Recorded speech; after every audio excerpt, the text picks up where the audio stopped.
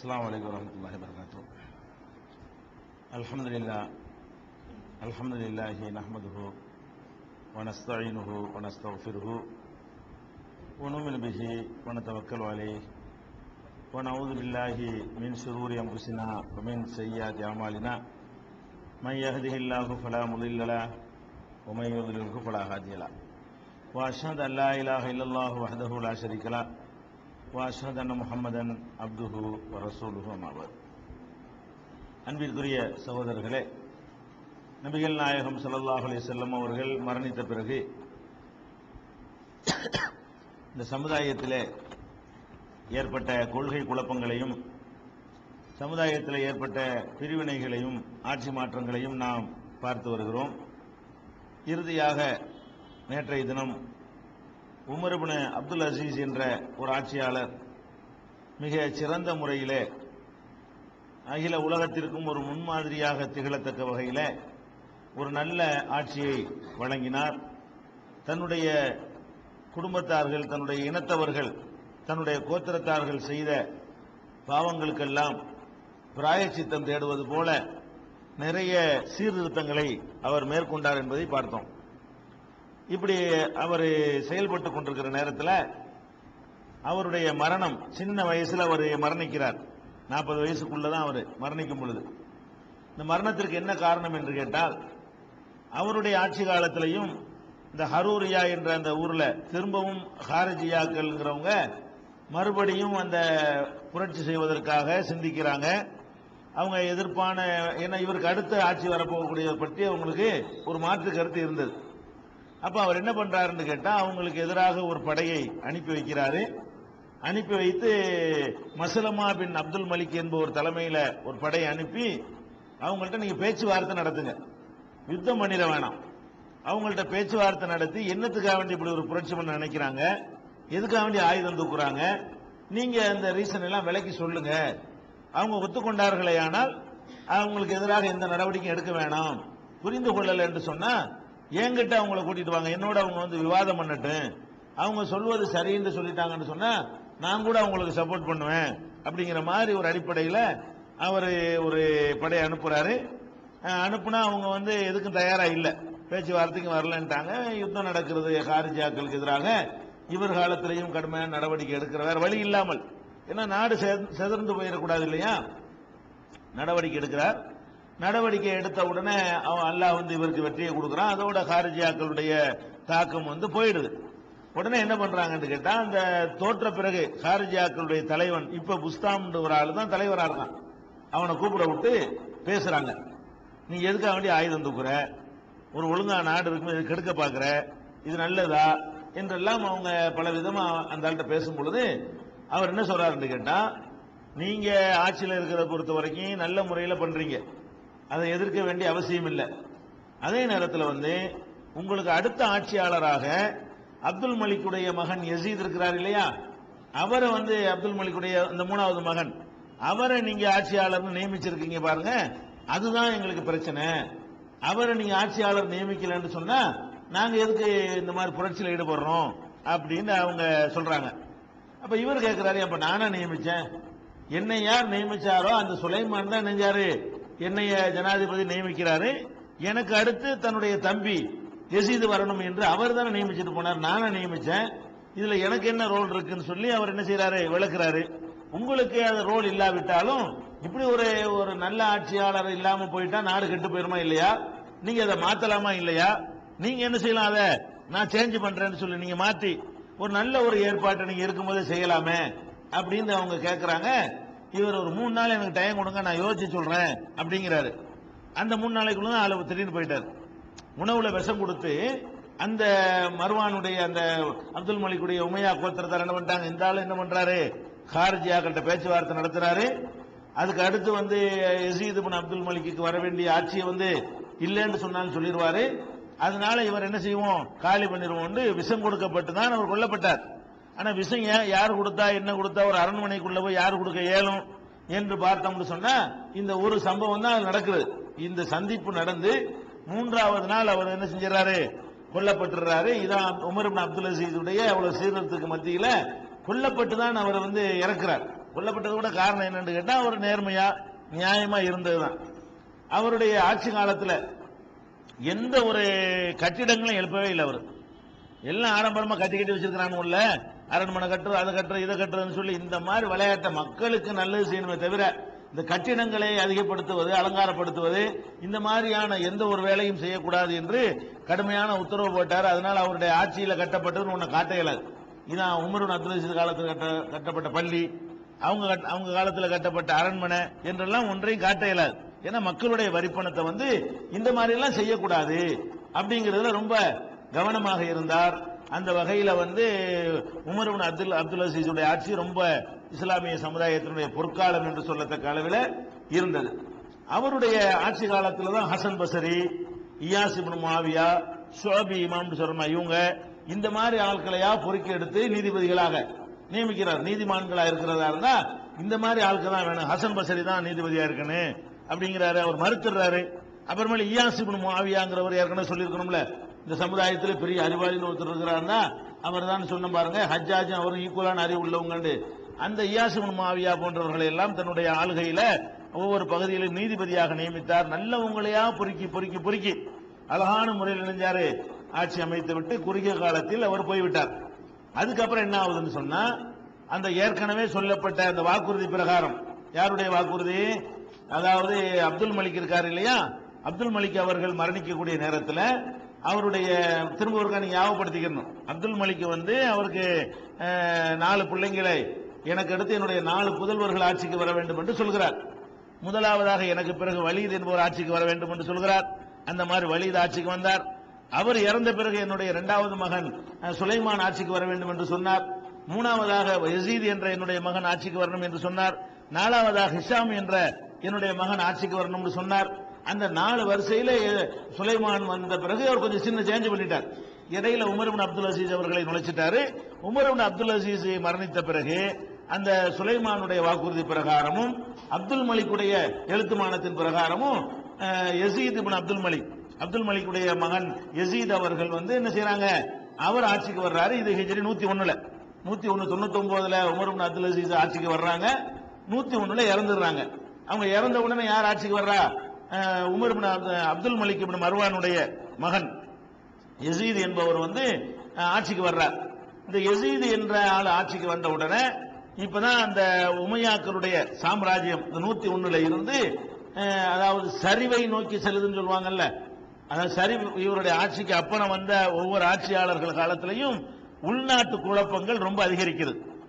அதாவது அந்த ஆட்சியில் இருக்கக்கூடியவருக்குன்னு அதுக்குன்னு தனி கெப்பாசிட்டி வேணும், அதுக்குன்னு ஒரு திறமை வேணும், நிர்வாகம் பண்ணக்கூடிய ஒரு ஆற்றல் இருக்கணும், அடக்குமுறை பண்ண வேண்டிய இடத்துல அடக்குமுறை பண்ணணும், அதை வியூகம் அமைக்கணும், திட்டம் போடணும், எல்லாத்தையும் கண்காணிக்கணும். இந்த மாதிரி எல்லாம் அந்த திறமைகள் குறைவாக ஆட்சியாளர்கள் அடுத்தடுத்து வந்தவங்க எல்லாம் இதுக்கு முந்தைய உள்ளவங்க எல்லாம் அந்த திறமை இருந்தது. கெட்டவங்களா நிறைய காரியங்கள் பண்ணினா கூட ஒரு அரசாங்கத்தை கட்டுக்குள்ள வச்சுக்கிறணும் என்கிற ஒரு திறமை படைத்தவர்களா இருந்தாங்க. இவர் யசீத் ஆட்சிக்கு, யசீத்னா 2வது வேற யசீத், முதல் ஒரு யசீத் ஆட்சியாளர் வந்துட்டாரு. இஸ்லாமிய வரலாற்றில் யசீதுங்கிற பேர்ல தான் அதிக ஆட்சியாளர்கள் இருந்திருக்கிறாங்க. 2வது யசீத் இவர் அப்துல் மலிக் இப்னு மர்வானுடைய மகன் யசீத் இருக்கார் பாருங்களேன், முஆவியா மகன் இல்ல.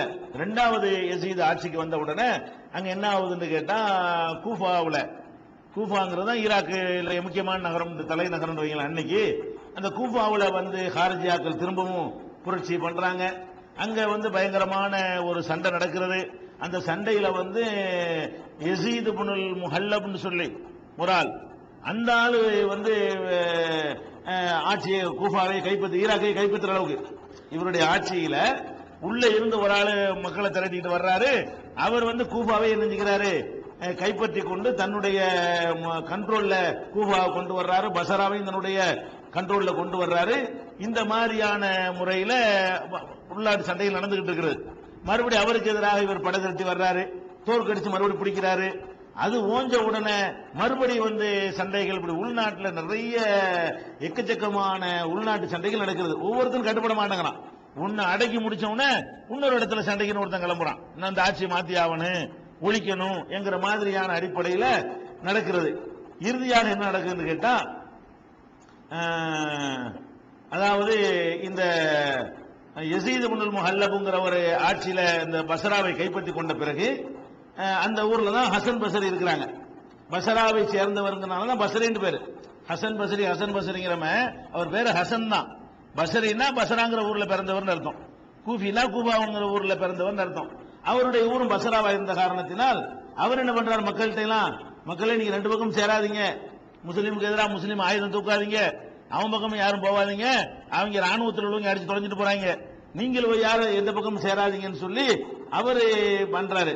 இந்த இன்னொரு யசீது, புரட்சி பண்ண யசீது இருக்காரு பாருங்க, ஆட்சியில் இருக்கிறவங்க யசீது, அப்துல் மலிக்குடைய மகன் யசீது. இப்ப எதிர்த்து பஸ்ராவில் புரட்சி பண்ணக்கூடிய ஒரு பேர் யசீது தான். அவருடைய தகப்பனார் முஹல்லப்ங்கிற ஆளுடைய மகன் யசீதுங்கிற ஆளும் புரட்சி பண்றாரு. இந்த யசீது என்ன செய்யறாரு, என் பக்கம் வாங்கன்னு மக்களை எல்லாம் கூப்பிடுறாரு. அந்த யசீதுடைய ஆளுக்கு வந்து என்ன செய்யுங்க, எங்க பக்கம் வந்துருங்க, அவங்களோட சேராதீங்கிறாங்க.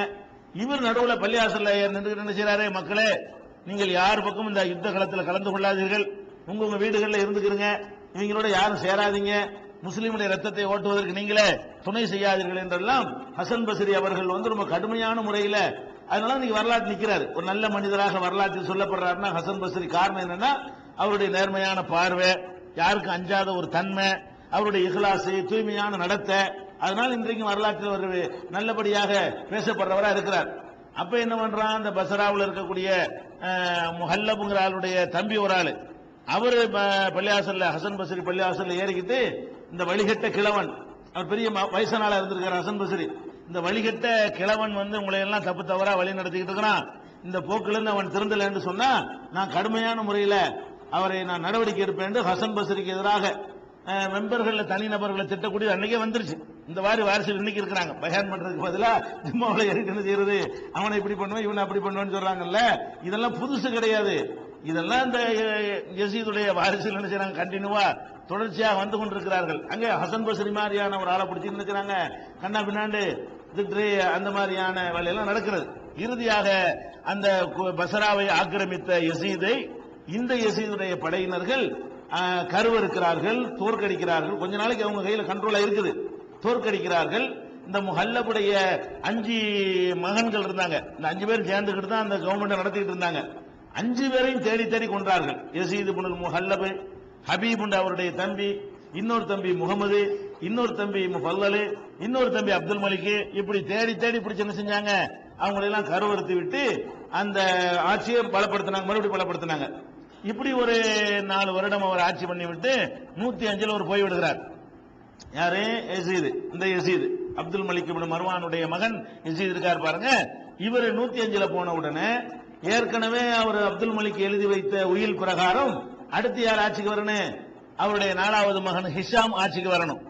இதுல ஒரு முக்கியமான பாயிண்ட் நீங்க கவனிக்கணும், இந்த ஆட்சிங்கிறதெல்லாம் என்ன பண்ணிட்டாங்க, எல்லாருமே ஏதோ ப்ராப்பர்ட்டி மாதிரி, எனக்கு அடுத்து நீ வரணும், உனக்கு அடுத்து என் பேரன் வரணும், பேரனுக்கு அப்புறம் மருமக வரணும், மருமனுக்கு இப்படி பாத்தீங்களா, எல்லாமே எப்படி வருது, எல்லாம் என்னன்னு பாத்தீங்கன்னா ஒவ்வொரு ஆளோட மக்கள் வந்து ரசூல் ஸல்லல்லாஹு அலைஹி வஸல்லம் அப்படி சொல்லிட்டு போனாங்களா, ரசூல் ஸல்லல்லாஹு அலைஹி வஸல்லம் போகும் பொழுது ஒரு சிறந்தவராக ஒருவரை காட்டினார்களே தவிர சொல்றான்னு சொல்லிட்டு போயிருக்கலாம்ல, எனக்கு பிறகு அபூபக்கர் வரணும், அபூபக்கருக்கு அப்புறம் இவர் வரணும், இவருக்கு அப்புறம் அவர் வரணும்னு ஏதாவது சொன்னாங்களா நபி ஸல்லல்லாஹு அலைஹி வஸல்லம்? அது மக்கள் வந்து அவங்களா பார்த்து தீர்மானிக்க வேண்டிய ஒரு விஷயத்தை இவர்கள் செஞ்ச அடுத்த தப்புன்னு சொல்லலாம். இதையெல்லாம் இந்த ஆட்சி மாற்றத்தை பாத்தீங்கன்னு சொன்னா வரிசையா அந்த முந்தி உள்ளவர் சொல்லிட்டு போனதன் அடிப்படையில தான் வரிசையா வந்துட்டு இருக்கு எல்லாமே. அந்த ஒரு குழப்பம், அபூபக்கர் சித்திக் அவர்கள் அந்த ஒரு விஷயத்தை செஞ்சாங்கன்னு சொன்னா அது இஹ்லாஸா செஞ்ச ஒரு மாற்றம். அவர் ஒரு ஆளை சொல்லிட்டு போனாரு, ஆனா மௌன சொல்லல, தன்னுடைய குடும்பத்தார சொல்லல, உமரை சொல்லிட்டு போனார். அபூபக்கர் சித்திக் அவர்கள் தனக்கு பிறகு ஒருத்தர் வருவார்னு சொன்னார், அது இந்த அடிப்படையில் அவருக்கு தகுதி இருந்துச்சு, அந்த அவர் மக்கள் ஏத்துக்குருவாங்க, சொல்லாட்டா கூட அவர் தான் ஆட்சிக்கு வருவாருங்கிற அளவுக்கு அவர் செல்வாக்கு பெற்றிருந்தாரு. தன்னுடைய மகன்கள் புதல்வர்களை எல்லாம் நுழைக்க வாய்ப்பு இருந்தும் கூட அவர் வந்து அதெல்லாம் ஓரம் கட்டி விட்டு நினைஞ்சாரு, உமர் ரலியல்லாஹு அன்ஹு நியமிச்சாரு. அது ஒண்ணுதான் நியாயப்படுத்தலாம். அந்த நியமனத்தில் எடுத்துக்கிட்டீங்கன்னா ரசூல் ஸல்லல்லாஹு அலைஹி வஸல்லத்துக்கு பிறகு இந்த 105 வருஷ காலம் வரைக்கும் பல நியமனங்கள் நினைச்சு பாருங்க. இந்த நியமனங்கள் அந்த ஒரு நியமனத்தை தவிர எல்லா நியமனங்களுமே மார்க்கத்துக்குள்ள இல்லாத ஒன்று. இவர்கள் என்னமோ அரசாங்கத்தை தங்களுடைய ப்ராப்பர்ட்டி சொத்து மாதிரி எடுத்துக்கொண்டு எனக்கு அடுத்து நீ வரணும், உனக்கு அடுத்து இவன் தான் வரணும், இப்படி எத்தனை பேர் எழுதுனாங்க, எனக்கு அடுத்து இவன் தான் வரணும், இவனுக்கு அவன் போயிடுவான். அப்படிதான் நடந்திருக்கு.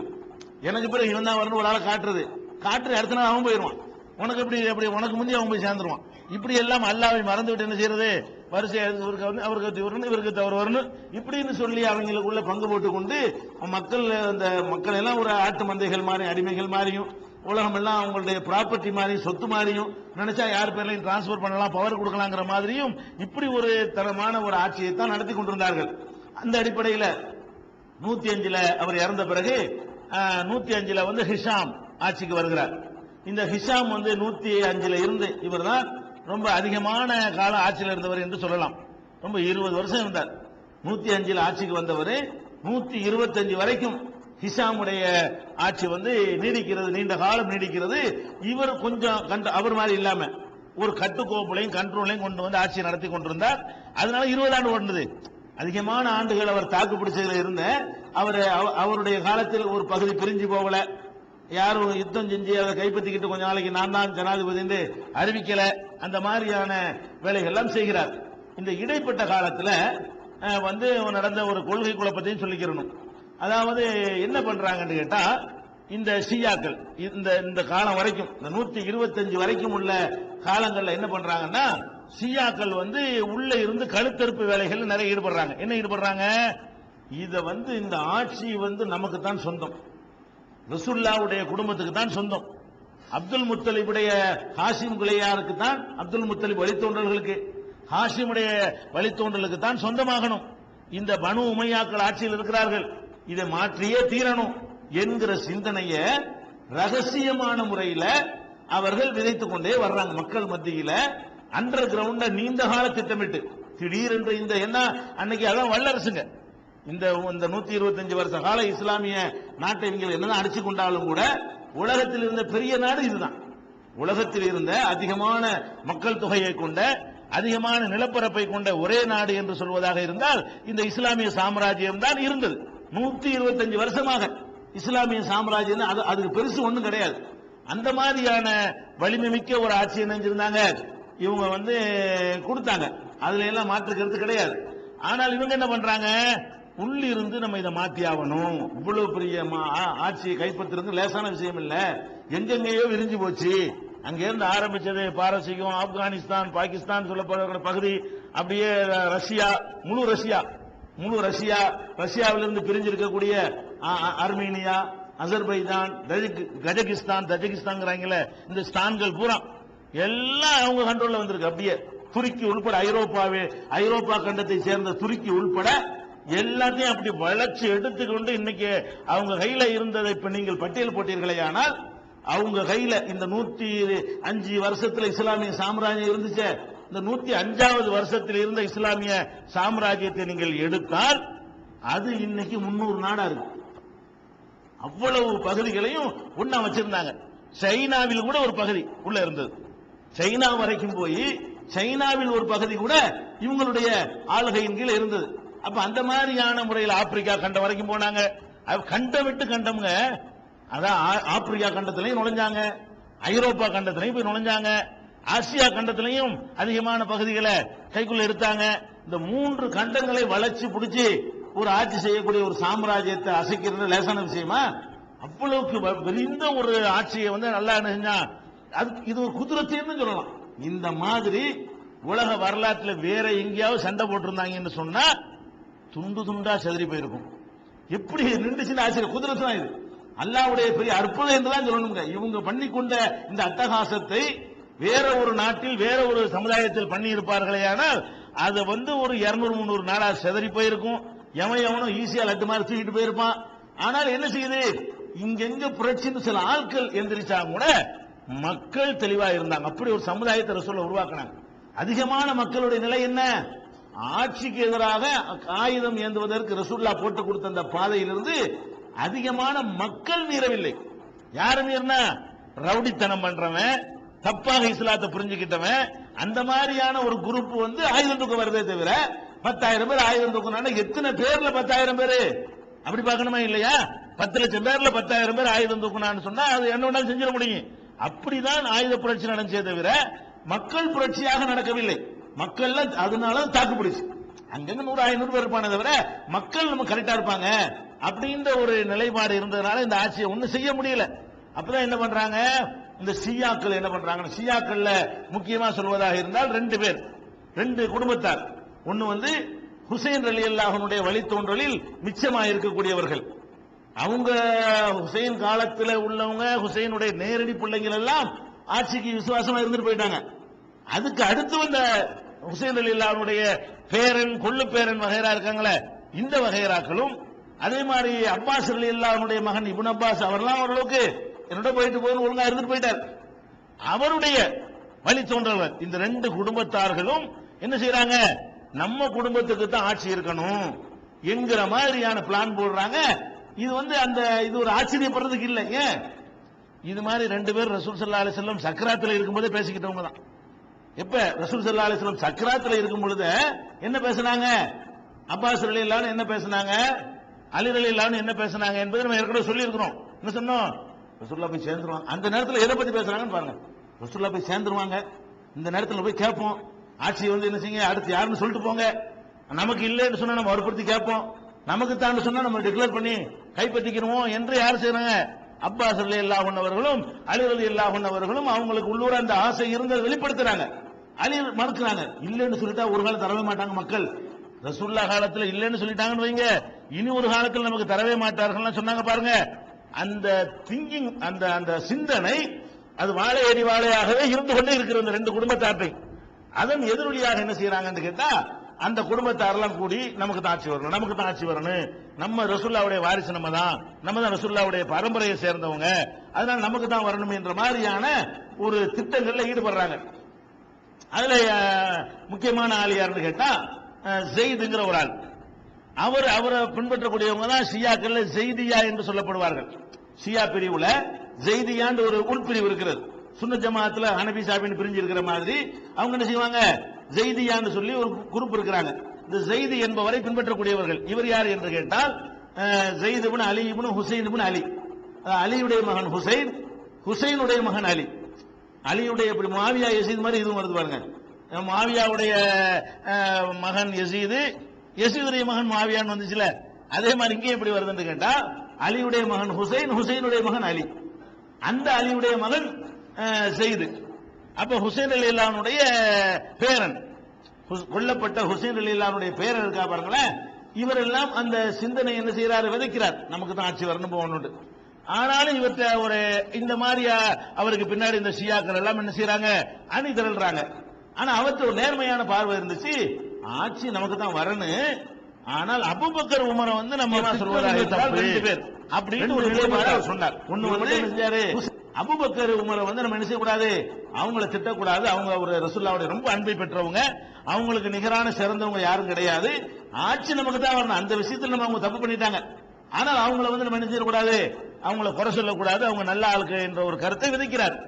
அப்ப இவங்க என்ன பண்றாங்க, ஷியாக்களுக்குள்ளேயே இந்த ஆள் நம்ப இயலாது, யார் இந்த சிந்தனையை நமக்கு தான் ஆட்சி வரணும் உதைச்சாரோ அவருக்கு எதிராகவே அவங்க என்ன செய்யறாங்க, பாலிடிக்ஸ் பண்றாங்க. எப்படி பண்றாங்க, இவர் வந்து நம்மளோட நம்ம குடும்பம் தான் ஆட்சிக்கு வரணும் ஒரு பக்கம் பேசுறாரு, இன்னொரு பக்கத்தில் என்ன செய்யறாருன்னா அபூபக்கர் உமர் நல்லவங்கன்னு சொல்றாரு, நம்மளாம் காபின்னு சொல்லிட்டு இருக்கிறோம், அவர் நல்லவங்கிறாரு. அதனால இவர் என்ன செய்வோம், தெளிவா மக்கள் மத்தியில் வச்சு கூட்டத்தில் வச்சு கேட்டுவிடுவோம், அபூபக்கரை பத்தி உங்க கருத்து என்ன, உமரை பத்தி உங்க கருத்து என்னன்னு கேட்போம். அபூபக்கர் உமர் நல்ல வார்த்தை சொன்னார்னு சொன்னா நம்ம எல்லாரும் கை விடுவோம், இவரை அவங்களே நம்மள மாதிரி திட்டினார்னு சொன்னா அவருக்கு பின்னாடி நிற்போம் அப்படின்னு சொல்லி ஒரு நாள் சபையில வச்சு கேட்டுப்படுறாங்க.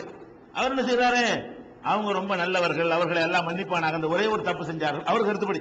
அவர் என்ன சொல்றாரு, எங்களுக்கு வர வேண்டிய ஆட்சி அவர் எடுத்துக்கிட்டாரு, அந்த ஒரு தப்பு பண்ணிட்டாங்க, அதனால எல்லாம் மன்னிப்பானாக, ஆனால் அவங்க ரெண்டு பேரும் ரொம்ப நல்லவங்க, அவங்க சிறந்தவங்க, அவங்க விஷயத்தில் நான் நல்லதை தவிர கெட்டது சொல்லவே மாட்டேன் என்று மக்கள் மத்தியில் அவர் டிக்ளேர் பண்றார். அந்த ரெண்டு பெரியார்களையும் நான் குறைத்து பேசவே மாட்டேன், குறை சொல்ல மாட்டேன் என்று சொல்கிறார். உடனே என்ன பண்ணிட்டாங்க, நீ வேணாம் உன் தலைமை வேணாம்னு சொல்லி அப்படியே பிரிஞ்சு போயிட்டாங்க. அவங்களுக்கு தான் ராபிசியான்னு பேர். ராபிசியாங்கிறோம்ல, ஷியாக்கள்ல இருந்து ஒரு பிரிவு எது, ராபிசியா. இந்த ராபிசியாங்கிற பிரிவு என்ன, அபூபக்கர் நீ திட்டலன்னா நீ வேணாம். ராபிசியாக்கு அர்த்தம் என்னன்னா விட்டுட்டு போனவங்கன்னு அர்த்தம். தன்னுடைய தலைவரை விட்டுட்டு ஓடி போன காரணத்தினால், தலைவரை அம்போடு சந்தில விட்டுட்டு ஓடி போன காரணத்தினால் விட்டு சென்றவர்கள் அர்த்தம், விட்டு விட்டு ஓடி போனவங்க அர்த்தம் ராபிசியாங்கிற வார்த்தைக்கு. இந்த விட்டுட்டு ஓடி போனவர்கள் கூட்டம் இந்த காலகட்டத்தில் என்ன செய்யுது, உண்டாகுது. அப்ப இவருக்கு சப்போர்ட்டா இருந்தவங்களுக்கு பேர் ஜெய்தியா, இவரை எதிர்த்தவங்களுக்கு பேர் ராஃபிலியா. ராஃபிலியான்னு சொல்லுவாங்க, ராஃபிஜியா என்றும் சொல்லிக்கிறார்கள். அது இது மாதிரியான ஒரு இது வந்து ஹிஜ்ரி 120 நடக்கிறது. அதுக்கப்புறம் என்ன செய்யறாங்கன்னு கேட்டா, அவரு இந்த 125 யாரு மூத்தா போறா, ஹிஷாம் இறந்து போய் விடுகிறார். 125 ஹிஷாம் இறந்த உடனே இதுல இன்னொரு பேர் குழப்பம் நான் சொல்லும்போது நீங்க குழம்பு போயிருவீங்க. என்னன்னு கேட்டா, அப்துல் மலிக்குடைய மகன் வலீத் இருந்தார்ல, அப்துல் மலிக்கு யசீத் இருந்தார்ல, இவங்க 2 பேருக்கு இந்த பேர் வைக்கிறதுல ஒரு குழப்பம் இருக்கு. அதனால இதை சொல்லும்போது அதை விளங்கிற கூடாது, அதை சொல்லும்போது இதை விளங்கிற கூடாது. அதாவது வலீதுக்கு யசீதுன்னு போவேன், யசீதுக்கு வலீதுன்னு போவேன். அப்துல் மலிக்குடைய மகன் யசீத் இருக்கிறார்ல, யசீதுடைய மகனுக்கு பேர் வலீது.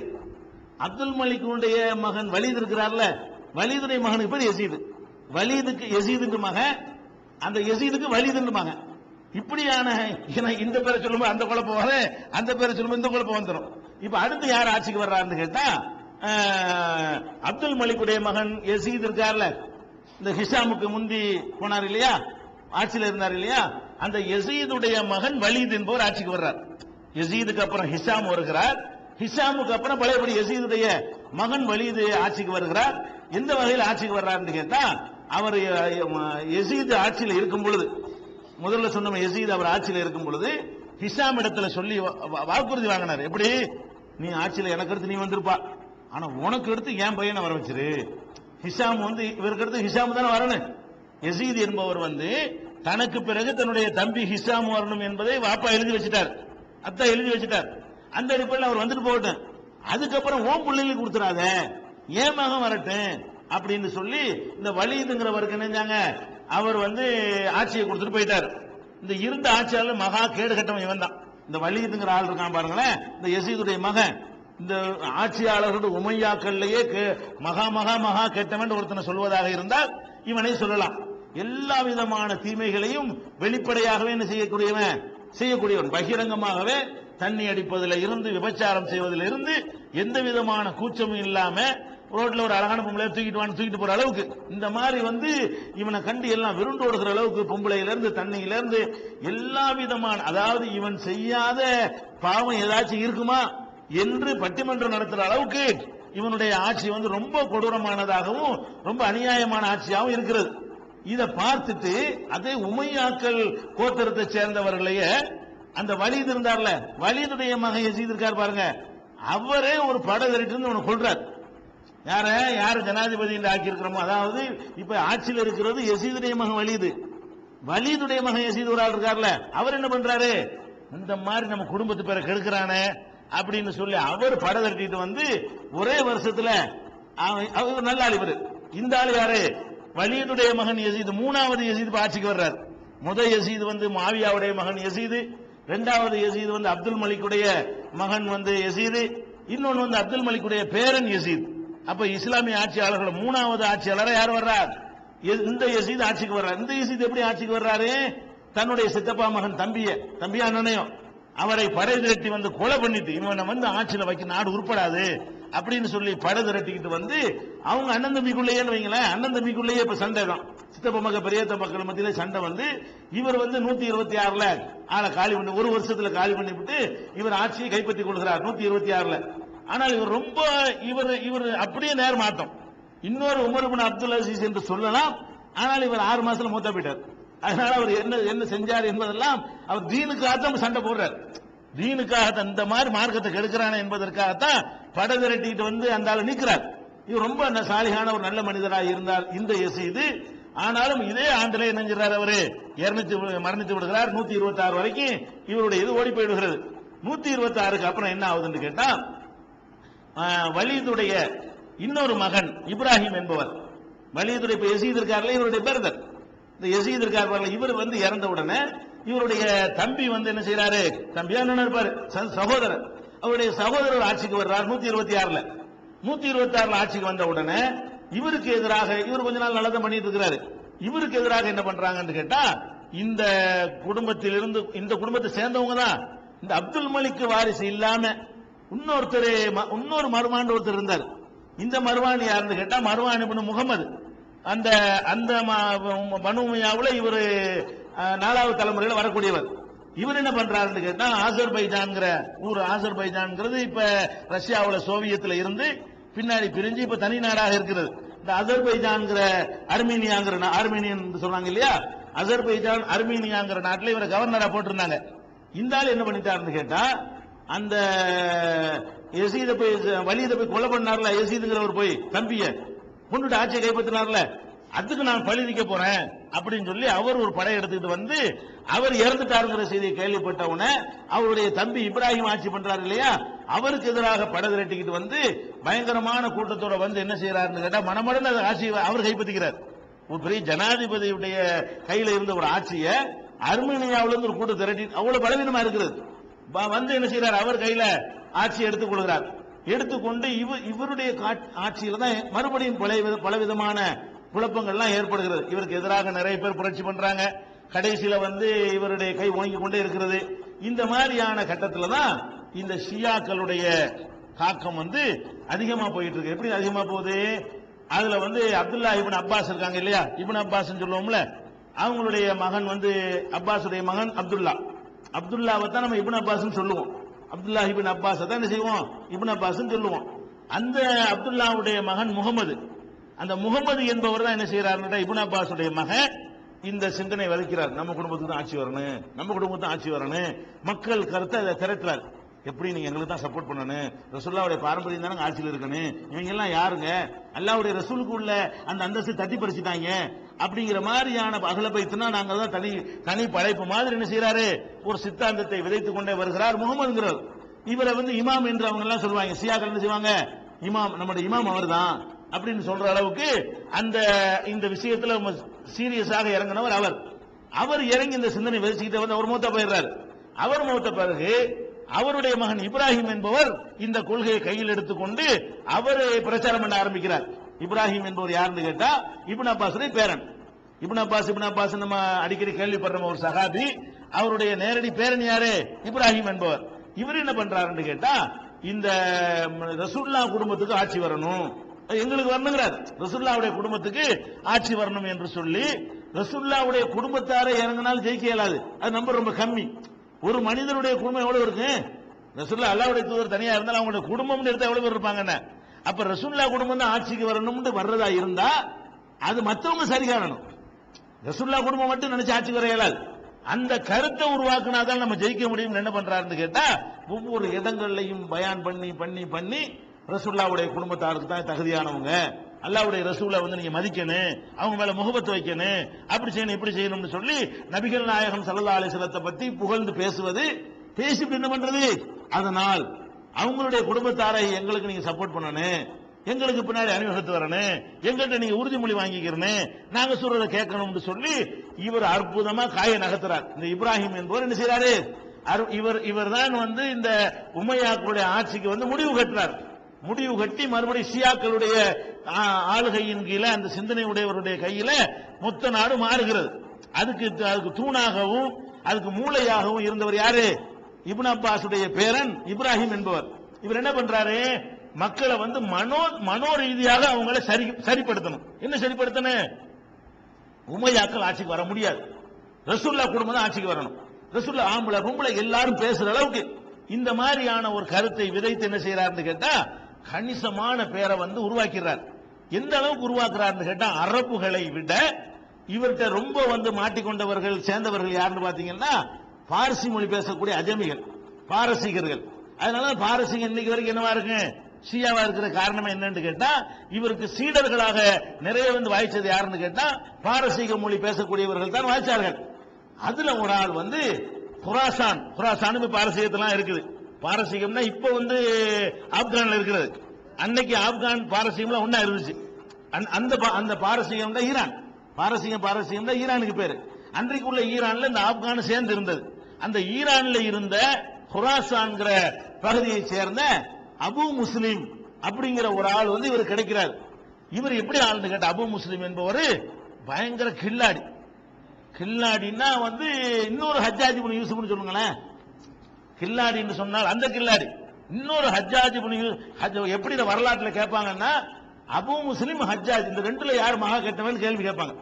இந்த அபு முஸ்லிம் பத்தி எப்படி கேள்வி கேட்பாங்கன்னா, அபு முஸ்லிம் ரொம்ப கெட்டவரா, ஹஜ்ஜாஜ் ரொம்ப கெட்டவரா என்று பட்டிமன்றம் நடத்துற அளவுக்கு ரொம்ப பயங்கரமான அவ்வளவு கிரிமினல் வேலையும் தெரிஞ்சவர், வியூகம் தெரிஞ்சவர், தாட்சணியம் பார்க்காதவர், எதிரிகளை கருவறுக்கிறது, காரணம் இல்லாம கொள்றது, அவரை பேரை கேட்டால் நடுங்குங்கிற அளவுல ஆக்குறது, வாட்ட சாட்டமான உடல், திடகாத்திரமான ஒரு பயிற்சி, அதே மாதிரி மூளை, பயங்கரமான மூளை, திட்டம் வகுக்கிறல, இந்த மாதிரியான ஒரு ஆள் வந்து இப்ராஹிம் கிடைக்கிறார்.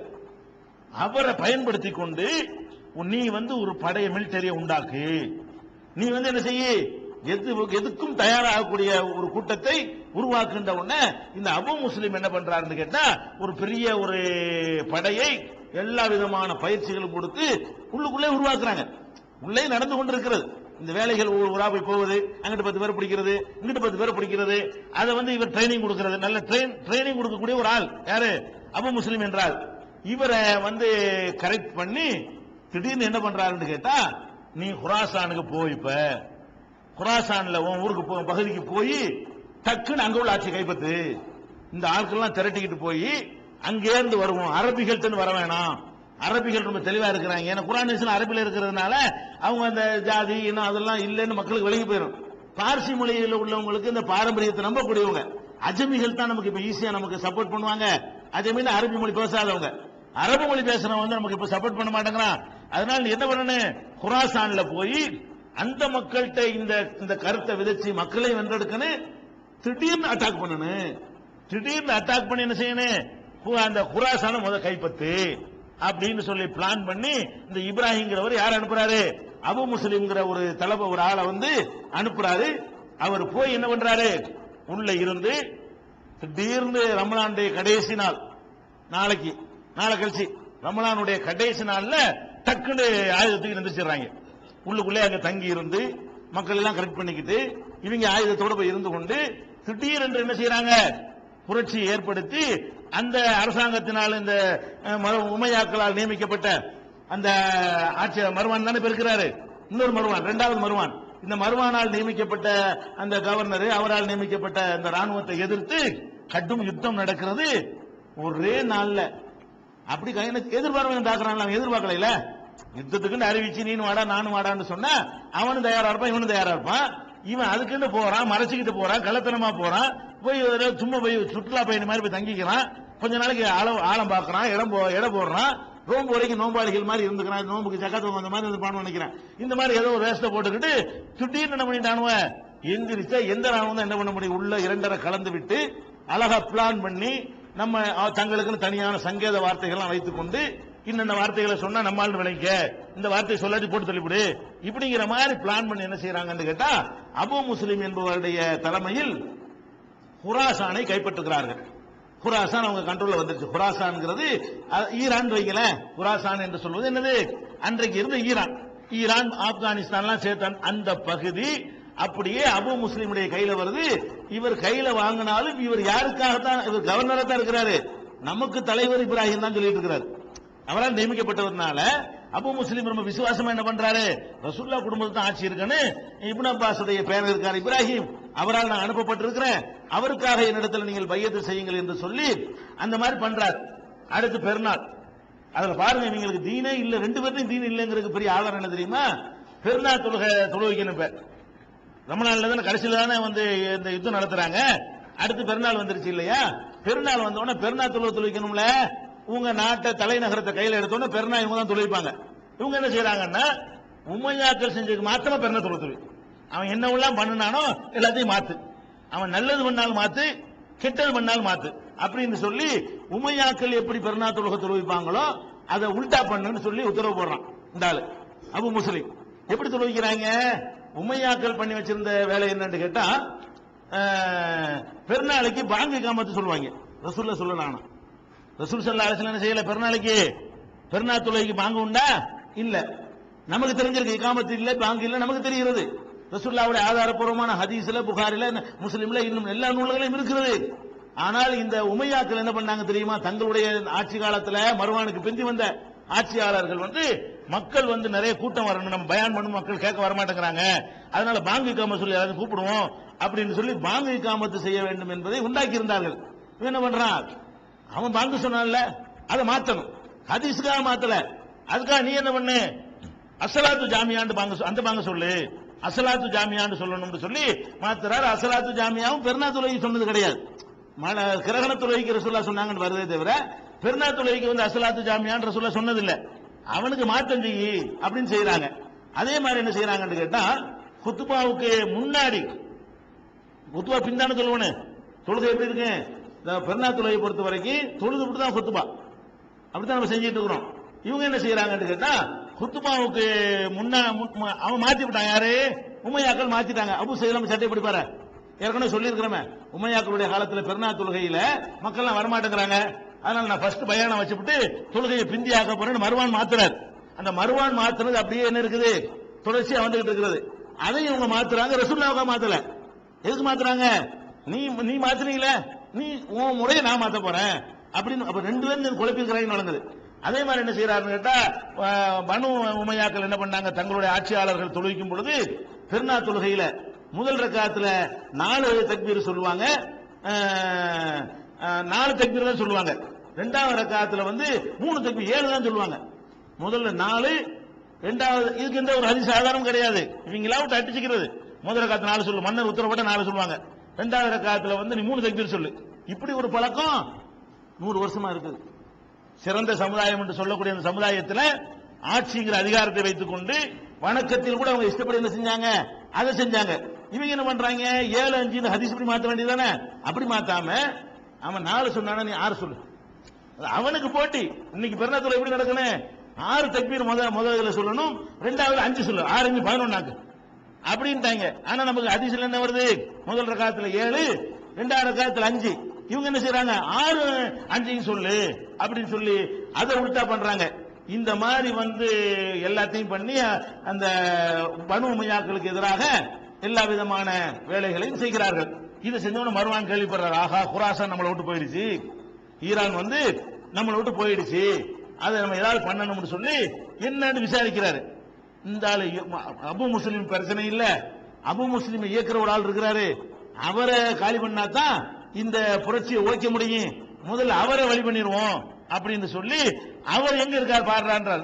இந்த இரண்டாவது மர்வான் என்ன பண்றாருன்னு கேட்டா, இந்த இப்ராஹிம் எங்க இருக்கிறார் ஆளை விசாரிங்க அப்படின்ன உடனே அவர் எங்க இருக்காருன்னா ஹமீமா என்ற ஊர்ல, ஹமீமா டமாஸ்கஸுக்கு பக்கத்தில் இருக்கிற ஹமீமா என்ற ஊர்ல அவர் இருக்கிறாரு இப்ராஹிம். அங்க இருந்துகிட்டு அவர் மெசேஜ் அனுப்பிட்டு இருக்கிறாரு. எங்க அபு முஸ்லிம்க்கு ஆர்டர் இங்க இருந்து போகுது. அபு முஸ்லிம் சும்மா அவர் வந்து அம்பு எயிரவர் யாரு, இப்னு அப்பாஸுடைய பேரன். இப்னு அப்பாஸுடைய பேரன் இப்ராஹிம் எங்க இருக்காருன்னு விசாரிக்கிறாரு. அவர் இருக்கிற இடம் வந்து ஹமீமாங்கிற ஊருன்னு தெரிகிறது. உடனே ஆளை அனுப்பி அந்த ஆளை பிடிச்சிட்டு வா, போய் உள்ள வச்சுக்கிட்டு வந்துடுறாங்க. இவருடைய படையினர் வந்து டமாஸ்கஸ்ல வச்சு மக்கள் எல்லாம் பாக்குற மாதிரி தலையை வெட்டி கொள்றாரு. அந்த நான் தான் கலீஃபா, ரசூலுல்லாஹ்வுடைய வாரிசு, ரசூலுல்லாஹ்வுடைய ஆட்சியை உண்டாக்க போறேன் அப்படின்னு அந்த பிடிக்கிறதோட எப்படி, அதான் முக்கியமான விஷயங்க. இந்த பிடிக்க போறாங்களே, இந்த பிடிக்க போகும் பொழுது இவருக்கு பதிலா இவருடைய தம்பி அப்துல்லான்னு ஒருத்தர் இருக்கார்.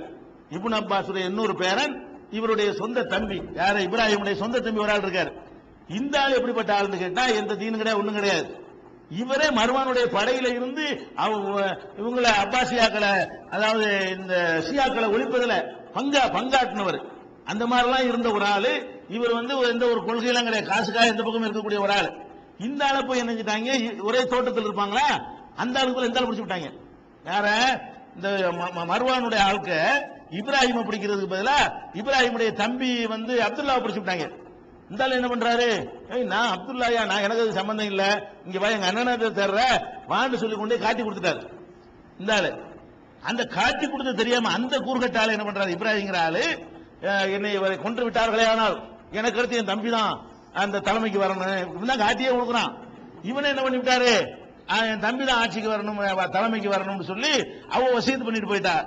வசியத்து பண்ணிட்டு போனவன இவரை கொன்ற உடனே இப்ப இந்த இமாமா இப்ப யார் ஆயிடுறா, திடீர்னு லட்டு மாதிரி திடீர்னு அப்துல்லாங்கிற ஆளு ஆயிடுறாரு. இந்த ஆள் தான் உமையாக்களுடைய ஆட்சியை மொத்தமா காலி பண்ணி அப்பாசியா ஆட்சின்னு சொல்றோம்ல, அப்பாசியாக்கள் இதை உண்டாக்குனாலும் இந்த ஆள் தான். இந்த கொள்கையும் இல்ல, ஒண்ணும் இல்ல, இந்த குலத்துக்கு பாடுபட்டவரும் இல்ல, சிந்திச்சு கூட பார்க்காத ஒரு ஆளு. ஆனாலும் அவர் தன்னனை காட்டி கொடுத்த காரணத்தினால் அவரை தூக்கி நியமிச்சுட்டு போனாங்க இல்லையா. இவரு தான் பிற்காலத்தில் என்ன பண்றாரு, மொத்த சாம்ராஜ்யத்தை கையில் எடுத்துக்கிட்டு பனு உமையாக்களை ஓவர் பண்றாரு. 130 காலி. ஹிஜ்ரி 130 என்ன ஆயிடுச்சு இவர் தலைமையில. ஆனா அபு முஸ்லிம் என்ன செய்யறாரு, இவர் இறந்துட்டாருன்னு இவர் கட்டுப்பட ஆரம்பிக்கிறாரு. மக்கள் எல்லாம் இவர் தான் ஜனாதிபதிங்கிறாங்க. உடனே அதை கையில வச்சுட்டு என்ன செய்யறாரு, குராசான்ல இருந்து அப்படி படை எடுத்து எடுத்து எடுத்து வர்றாரு. என்னன்னு தெரியல, இந்த பேஸ் நல்லா போட்டதுனால மக்களை மென்டலாக அந்த உருவாக்குற வேலை அந்த இப்ராஹிம் அவர் அண்ணங்காரர் செஞ்சு வச்சிருந்த காரணத்தினால் அப்படி மக்கள் கூட்டம் கூட்டமா என்ன செய்யறாங்க, ரசூலுல்லாஹ்வுடைய ஆட்சி வரப்போகுதாங்கிற மாதிரி ரசூலுல்லாஹ்வுடைய ஆட்சி உண்டாக்க போறாங்களாம். அதுக்கு காரணம் என்ன, இவங்க செஞ்ச அக்கிரமம் அப்படி இருந்துச்சு. இந்த ஒரு காரணத்துக்காக மக்கள் அப்படி விழுந்துடல. இந்த உமையாக்கள் பண்ண அக்கிரமமும் ஹஜ்ஜாஜ் இப்னு யூசுப் பண்ண அக்கிரமமும் ஒன்னு ரெண்டு சுலைமான் மாதிரியான ஒன்னு ரெண்டு ஆளு, யசீத் இந்த இரண்டாவது யசீத் இருக்காரு அவர் மாதிரியான ஒன்னு ரெண்டு ஆட்கள், அவன் உமர் இப்னு அப்துல் அசீஸ் மாதிரி ஒன்னு ரெண்டு ஆளுக்கு அப்படி வந்திருக்காங்களே தவிர ஒட்டுமொத்தம் 10 பாத்தீங்கன்னா அவங்களுடைய ஆட்சி ரொம்ப மோசம். உமையாக்களுடைய ஆட்சியில நேர்மை நீதி எல்லாம் இட போட்டு பாத்தீங்கன்னா 90% இருக்காது. ஒரு 10% தான் சொல்லத்தக்க அளவில் ஆட்சி பண்ணியிருக்கிறாங்க.